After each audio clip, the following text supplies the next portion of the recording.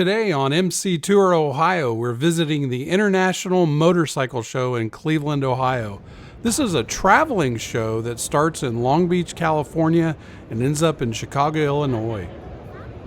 The Cleveland show is generally held in late January at the IX Center, which is about the time us Ohio bikers can't take being cooped up in the house anymore.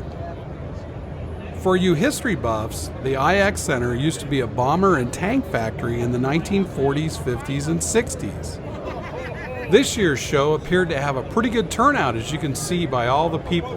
But even with the large crowds, everybody's in a good mood. We're all back looking at gear and bikes and wishing for warmer weather. Stay with us as we make our way through this year's show and see some great new gear and motorcycles announced for 2020. Our first stop was the Cycle Gear booth, where we picked up some warm R gear from Freeze Out. We'll do a more detailed review of these in a separate video. If you're looking for an open face helmet, check out this Shoei J-Cruse. It looks like it'd be a great option for you. I'm really liking these new shield colors from Shoei. They've got several different options, including a transitions version. It's pretty cool. From there, we took a look at some of the custom cycles on display. These are amazing works of art. While they look great, I'm just not sure they'd be the best option for a long ride. I think I'll stick with my Goldwing on that one.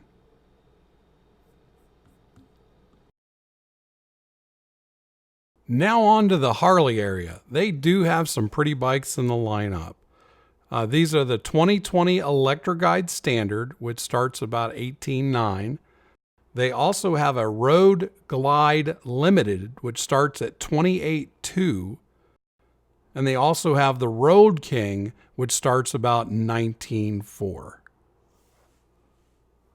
Harley is also getting into the electric motorcycles with the Livewire. These are very lightweight, and due to the electric motor, get up to speed pretty quick, like 0 to 60 in 3 seconds quick. But at $29,000, I think I'll wait for a while. Taking prices down a little, we shift to Royal Enfield. Royal Enfield is an Indian motorcycle manufacturing brand with the tag of the oldest global motorcycle brand in continuous production. Royal Enfield currently sells motorcycles in more than 50 countries and has surpassed Harley in global sales in 2015. If you're into adventures, check out the YouTube channel Itchy Boots. She is traveling alone on a Royal Enfield Himalayan like this one from Patagonia in South America all the way to Alaska. I'll put a link to her in the description. Now to my favorite bike, the 2020 Goldwing Tour. There have been a few improvements this year. Fog lights are now standard on all the touring models. There's saddlebag mounted USB chargers on all the models. And the reshaped rear seat grab handles provide improved ergonomics for passengers of all body types. I'm going to see about retrofitting these on my 2018. The Bagger model has some real nice color options this year with the red cylinder covers. It just makes that black engine pop. Alicia is considering the Honda Rebel. She got her license a few years ago, and this would be her first motorcycle. I'm trying to convince her to get the Shadow. I'm afraid she would outgrow the Rebel in a very short time. Both have very low seat heights. Let me know your thoughts on a good first motorcycle. Do you think the Honda Rebel would be better or the Honda Shadow? Now on to the Zero. They're hitting the new rider market pretty heavy. I think the concept of an electric motorcycle is good, just not the range.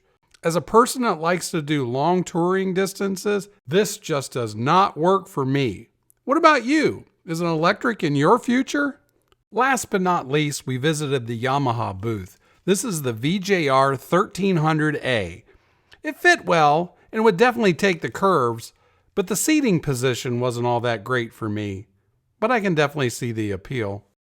This is the 2020 Star Venture, and for a touring bike, it has to be one of the most uncomfortable that I've ever sat on. The fairing's quite large and would offer obviously good wind protection. It's just not that comfortable.